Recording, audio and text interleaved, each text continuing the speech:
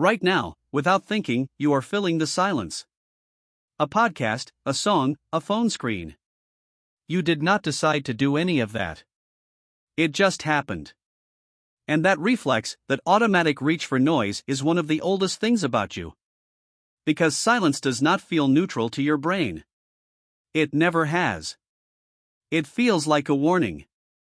Most people, when placed in true silence, last minutes before the discomfort becomes physical. Thoughts get louder. A vague sense of threat rises from somewhere underneath rational thought, and they cannot explain why. Silence, for the modern human brain, is not rest. It is an alarm with no source. So why would the absence of sound register as danger? The answer goes back much further than you would expect. In 2003, neuroscientist Arne Ullman at the Karolinska Institute found that your amygdala responds to threatening stimuli in as little as 14 milliseconds. Before you know you heard something, your body has already begun preparing a response. For 300,000 years, your ancestors lived in environments where sound was information. The snap of a branch. The rustle of grass.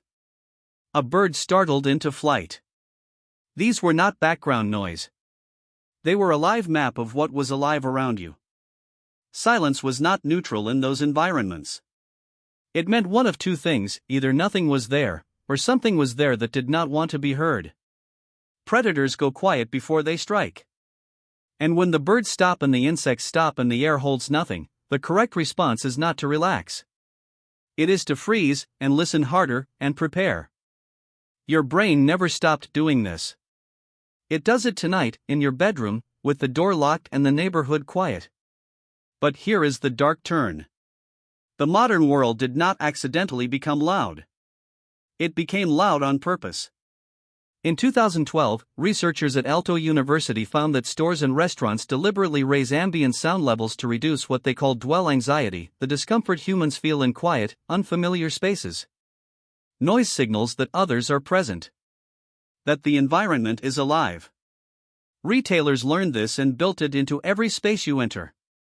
The autoplay feature on every streaming platform exists because silence between episodes triggers a mild alert state that makes you put the device down. The content is secondary.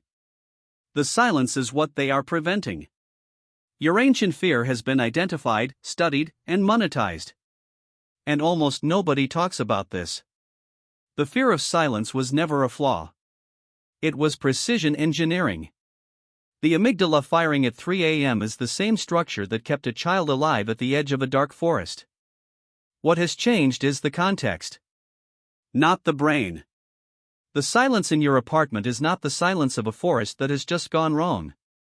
But your nervous system does not know that. It still runs the old software in a world the software was never written for. And every hour you spend filling the silence is an hour your brain never gets to reset, never gets to consolidate memory, process emotion, or make the connections it only makes when the noise finally stops. You are not afraid of silence. You are afraid of what it contains. Tonight, at some point after this ends, the sound will stop and your hand will move before you think about it. The reflex is older than your name.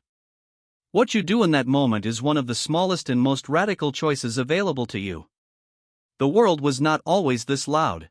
If you enjoyed this exploration, subscribe for more stories hidden in history, science, and the human condition. And until next time, stay curious.